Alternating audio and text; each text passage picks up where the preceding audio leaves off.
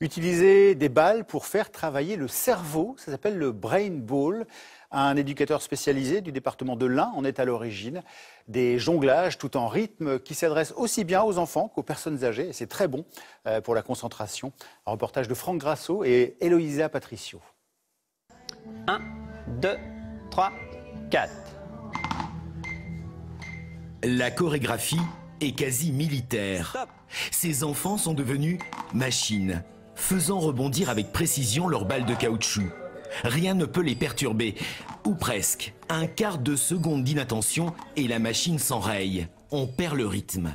C'est moi qui ai rajouté les bips pour que les gens puissent se repérer à l'intérieur de la musique pour savoir à quel moment ils ont à relever la main pour préparer leur geste.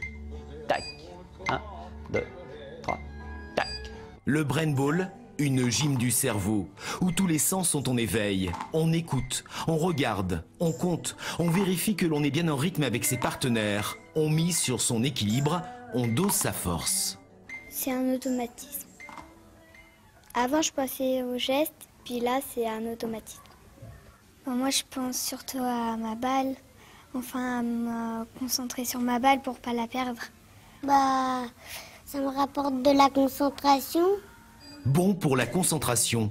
L'inventeur de la méthode en est certain. Il pense aussi qu'on favorise l'organisation. C'est particulièrement visible chez les enfants dyslexiques, par exemple. Un enfant dyslexique, c'est entre autres un enfant qui a du mal à planifier les choses, à faire les choses les unes après les autres.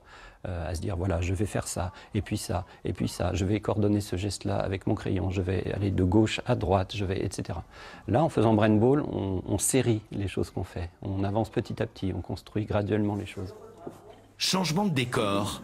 Il y a dans ce cours une majorité de seniors. Aucune étude n'a été réalisée pour connaître les bienfaits du brain ball.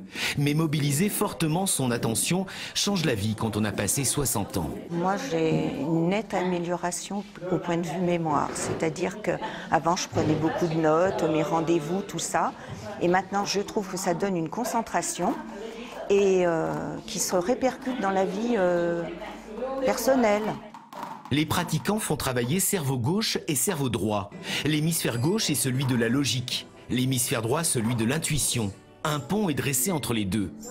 Certains ont une analyse plus terre à terre.